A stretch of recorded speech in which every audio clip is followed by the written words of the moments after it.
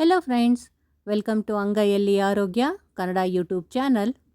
ಇವತ್ತು ನಮ್ಮ ದೀಕ್ಷಾ ಎಂಟರ್ಪ್ರೈಸಸ್ನ ಗೊಜ್ಜವಲಕ್ಕಿಯಿಂದ ಒಗ್ಗರಣೆ ಹಾಕಿ ಗೊಜ್ಜವಲಕ್ಕಿನ ತಯಾರು ಮಾಡೋದನ್ನ ತೋರಿಸ್ತಾ ಇದ್ದೀನಿ.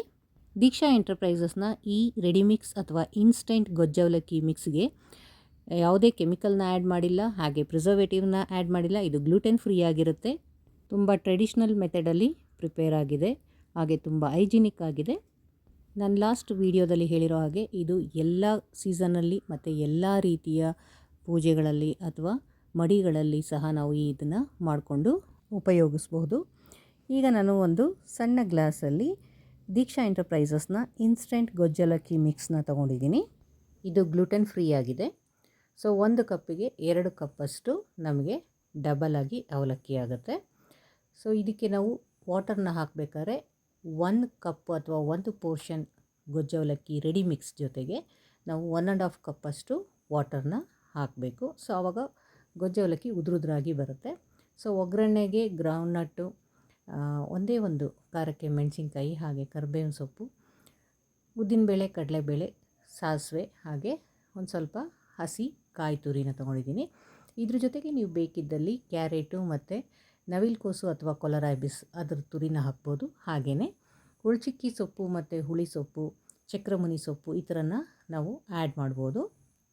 ಹಸಿ ತರಕಾರಿ ಮತ್ತು ಸೊಪ್ಪನ್ನು ನಾವು ಜಾಸ್ತಿ ಇದಕ್ಕೆ ಆ್ಯಡ್ ಮಾಡೋದ್ರಿಂದ ಹೆಲ್ತಿಯಾಗಿರುತ್ತೆ, ಹಾಗೆ ಹೆಚ್ಚಿನ ಫೈಬರ್ ಅಂಶ ಸಿಗುತ್ತೆ, ಮತ್ತು ಡೈಜೆಷನ್ ಕೂಡ ನಿಧಾನಕ್ಕೆ ಆಗುತ್ತೆ. ಸೊ ಡಯಾಬಿಟಿಕ್ ಇರೋರು ಈ ಥರ ಎಲ್ಲ ತರಕಾರಿ ಸೊಪ್ಪನ್ನ ಇದಕ್ಕೆ ಆ್ಯಡ್ ಮಾಡಿಕೊಂಡು ಕನ್ಸ್ಯೂಮ್ ಮಾಡ್ಕೊಳ್ಳಿ. ಸೊ ಈಗ ಒಂದು ಸಣ್ಣ ಬಾಣಲಿನ ಇಟ್ಬಿಟ್ಟು ಅದಕ್ಕೆ ನಾನು ಗಾಣದ ಕೊಬ್ಬರಿ ಎಣ್ಣೆನ ಹಾಕ್ತಾಯಿದ್ದೀನಿ. ಬ್ಯಾಂಗ್ಳೂರಿನ ಈ ವೆದರ್ಗೆ ಎಣ್ಣೆ ಗಟ್ಟಿಯಾಗಿದೆ ನೋಡಿ. ಇವಾಗ ಬಾಣಲಿಗೆ 1 ಸ್ಪೂನಷ್ಟು ಎಣ್ಣೆನ ಹಾಕಿದ್ದೀನಿ. ಈ ಗೊಜ್ಜವಲಕ್ಕಿಗೆ ನಾವು ಈರುಳ್ಳಿ, ಬೆಳ್ಳುಳ್ಳಿ ಏನನ್ನೂ ಹಾಕಿರೋದಿಲ್ಲ, ಹಾಗೆ ಇದು ತುಂಬ ಹೆಲ್ತಿಯಾಗಿರುತ್ತೆ ಮತ್ತು ತುಂಬ ಲೈಟ್ ಫುಡ್ಡು. ಇದನ್ನು ನಾವು ಮಾರ್ನಿಂಗ್ ಬ್ರೇಕ್ಫಾಸ್ಟ್ಗೆ ಅಥವಾ 11 o'clockಗೆ ಟೀ ಟೈಮಿಗೆ ಇಲ್ಲ ಈವ್ನಿಂಗ್ ಸ್ನ್ಯಾಕ್ಸಿಗಾದರೂ ಉಪಯೋಗಿಸ್ಕೋಬೋದು. ಫಾಸ್ಟಿಂಗ್ ಮಾಡಬೇಕಾದ್ರೆ ಆ ಫಾಸ್ಟಿಂಗ್ ಬ್ರೇಕ್ ಮಾಡಿದಾಗ ಈ ಥರ ಮೈಲ್ಡ್ ಆಗಿರೋವಂತಹ ಫಲಹಾರ ತೊಗೊಂಡು 1 ಗ್ಲಾಸ್ ಹಾಲನ್ನ ತೊಗೋಬೋದು. ಸೊ ಈಗ ಎಣ್ಣೆ ಕಾದಿದೆ, ಇದಕ್ಕೆ ನಾನು 1 ಸ್ಪೂನಷ್ಟು ಸಾಸಿವೆನ ಹಾಕ್ತಾಯಿದ್ದೀನಿ. ಸಾಸಿವೆ ಸಿಡಿತಾ ಇರೋ ಹಾಗೇ ಅದಕ್ಕೆ ನಾನು ಈಗ ಒಂದೇ ಒಂದು ಒಣಮೆಣಸಿನ್ಕಾಯಿ, ಈ ಒಗ್ಗರಣೆಗೆ ಮತ್ತು ಹಾಕುವಂಥ ತರಕಾರಿಗೆ ಖಾರ ಕೊಡಲಿ ಅಂತ ಒಂದೇ ಒಂದು ಒಣಮೆಣಸಿನ್ಕಾಯಿನ ಕಟ್ ಮಾಡಿ ಹಾಕ್ತಾಯಿದ್ದೀನಿ. ಹಾಗೆ 2 ಸ್ಪೂನಷ್ಟು ಕಡಲೆ ಬೀಜ, 1 ಸ್ಪೂನಷ್ಟು ಉದ್ದಿನ ಬೇಳೆ, ಹಾಗೆ 1 ಸ್ಪೂನಷ್ಟು ಕಡಲೆಬೇಳೆನ ಹಾಕಿ ಒಗ್ಗರಣೆಯಲ್ಲಿ ಫ್ರೈ ಮಾಡ್ತಾಯಿದ್ದೀನಿ. ಇಲ್ಲಿ ಗೊಜ್ಜವಲಕ್ಕಿ ರೆಡಿ ಮಾಡೋದಕ್ಕಿಂತ ಮಾತೇ ಜಾಸ್ತಿ ಆಗಿದೆ, ಯಾಕಂದರೆ 2 ನಿಮಿಷದಲ್ಲಿ ಇದು ನಾವು ರೆಡಿ ಮಾಡ್ಬೋದು. ಸೊ ಈಗ ಒಗ್ಗರಣೆ ಫ್ರೈ ಆಗ್ತಾಯಿದೆ. ಇದಕ್ಕೆ ಕರಿಬೇವು ಅಥವಾ ಕೊತ್ತಂಬರಿ, ಇಲ್ಲ ಅಂದರೆ ನಿಮ್ಮ ಮನೇಲಿ ಏನಾದರೂ ಚಕ್ರಮುನಿ ಸೊಪ್ಪು ಅಥವಾ ವಿಟಮಿನ್ ಸೊಪ್ಪಿನ ಗಿಡನ ಹಾಕಿದರೆ ಅದನ್ನು ಸಹ ಒಗ್ಗರಣೆಗೆ ಹಾಕ್ಕೋಬೋದು. ನೋಡಿ, ಕೊಬ್ಬರಿ ಎಣ್ಣೆಯಲ್ಲಿ ಈ ಎಲ್ಲ ಕಾಳುಗಳು ಫ್ರೈ ಆಗ್ತಾಯಿದ್ರೆ ಒಂದು ಒಳ್ಳೆ ಅರೋಮಾ ಬರ್ತಾಯಿದೆ. ಯಾವಾಗಲೂ ಒಗ್ಗರಣೆನ ನಾವು ಲೋ ಫ್ಲೇಮಲ್ಲಿ ಹಾಕಬೇಕು. ಸೊ ಹೈ ಫ್ಲೇಮಲ್ಲಿ ಹಾಕಿದ್ರೆ ಒಗ್ಗರಣೆ ಸೀದೋಗುತ್ತೆ, ಕಾಳುಗಳು ಒಳಗಡೆ ಬೆಂದಿರೋದಿಲ್ಲ. ಸೊ ಹಾಗಾಗಿ ಅದು ಒಳ್ಳೆ ಟೇಸ್ಟನ್ನು ಕೊಡೋಲ್ಲ. ಸೊ ಲೋ ಫ್ಲೇಮಲ್ಲಿ ನಿಧಾನಕ್ಕೆ ಫ್ರೈ ಮಾಡಿ. ಆ ಅರೋಮಾದಲ್ಲೇ ಗೊತ್ತಾಗುತ್ತೆ ನಮಗೆ, ಅದರ ಕಲರ್ ಕೂಡ ಚೇಂಜ್ ಆಗುತ್ತೆ, ಹಾಗೆ ಫ್ರೈ ಆಗಿರುವಂಥ ಒಂದು ಅರೋಮಾ ಬರ್ತಾ ಇರುತ್ತೆ. ಸೊ ಆ ಸಮಯದಲ್ಲಿ ನಾವು ಗ್ಯಾಸ್ನ ಆಫ್ ಮಾಡ್ಬೋದು. ನೋಡಿ, ಇವಾಗ ಫ್ರೈ ಆಗ್ತಾಯಿದೆ. ಈಗ ಇದಕ್ಕೆ ನಾನು ಸ್ವಲ್ಪ ಚಕ್ರಮುನಿ ಸೊಪ್ಪು ಅಥವಾ ಇಂಡಿಯನ್ ಸ್ಪಿನಾಚ್, ಇದು ನೋಡಿ ನಮಗೆ ಸೇಮ್ ನಮ್ಮ ಕರಿಬೇವಿನ ಸೊಪ್ಪಿನ ಥರನೇ ಅನಿಸುತ್ತೆ. ಸೊ ಅದರ ಒಂದು ರೆಕ್ಕೆನ ತಗೊಂಡು ಅದರಲ್ಲಿರುವಂಥ ಎಲೆಗಳನ್ನ ತೆಗೆದುಬಿಟ್ಟು ಹಾಕ್ತಾಯಿದ್ದೀನಿ. ಸ್ವಲ್ಪ ಹಸಿ ಇರುತ್ತೆ, ಹಾಗಾಗಿ ಎಣ್ಣೆ ಜಾಸ್ತಿ ಇದ್ದರೆ ಅದು ಸಿಡಿಯೋ ಚಾನ್ಸಸ್ ಇರುತ್ತೆ. ಸೊ ಹಾಗಾಗಿ ಕಾಳುಗಳನ್ನ ಫಸ್ಟ್ ಫ್ರೈ ಮಾಡಿದ್ಮೇಲೆ ನಾವು ಚಕ್ರಮುನಿ ಮತ್ತು ಕರಿಬೇವು ಸೊಪ್ಪನ್ನು ಹಾಕೋಬೇಕು. ಈ ಚಕ್ರಮುನಿ ಸೊಪ್ಪನ್ನ ಅಷ್ಟೇ ನಾವು ತುಂಬ ಸುಲಭವಾಗಿ ಬೆಳಿಬೋದು. ನೋಡಿ, ಈ ಥರ ಇರುತ್ತೆ.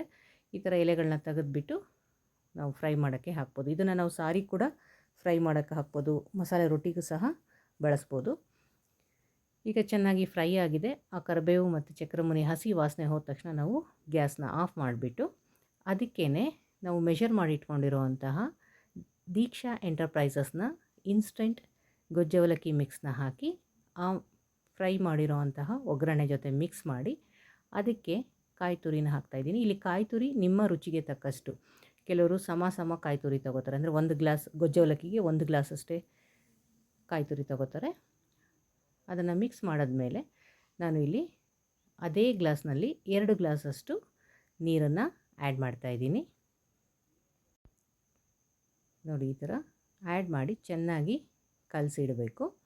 ನನಗೆ ತುಂಬ ಸಾಫ್ಟ್ ಆಗಬೇಕು ಅನ್ನೋದ್ರಿಂದ ನಾನು ಸ್ವಲ್ಪ ನೀರು ಜಾಸ್ತಿ ಹಾಕ್ತಾಯಿದ್ದೀನಿ. ಇಲ್ಲಾಂದರೆ ಕರೆಕ್ಟಾಗಿ 1.5 ಗ್ಲಾಸಷ್ಟು ನೀರು ಹಾಕಿದ್ರೆ ಸಾಕು, ಉದುರಾಗಿ ಗೊಜ್ಜು ಅವಲಕ್ಕಿ ರೆಡಿ ಆಗುತ್ತೆ. ಮತ್ತು ಇಲ್ಲಿ ನಾವು ಯಾವುದೇ ಕಲರಿಂಗ್ ಏಜೆಂಟ್ ಹಾಕಿಲ್ಲ, ಹಾಗಾಗಿ ಇದು ಸ್ವಲ್ಪ ಡಾರ್ಕ್ ಯೆಲ್ಲೋಯಿಶ್ ಕಲರ್ ಬರುತ್ತೆ. ನೀರು ಹಾಕಿ ಚೆನ್ನಾಗಿ ಕಲಿಸಿದಾಗ ಸ್ವಲ್ಪ ನಮಗೆ ಇದು ಗಂಜಿ ಥರ ಅಪಿಯರ್ ಆದ್ರೂ 2 ಮಿನಿಟ್ಸ್ ಚೆನ್ನಾಗಿ ಸೋಕ್ ಆದಾಗ ಅದರಲ್ಲಿ ವಾಟರ್ ಅಬ್ಸಾರ್ಬ್ ಆಗಿ ಅದು ಚೆನ್ನಾಗಿ ನಮಗೆ ಉದುರಾಗಿ ಒಂದು ಉಪ್ಪಿಟ್ಟಿನ ಹದಕ್ಕೆ ಕಾಣಿಸುತ್ತೆ.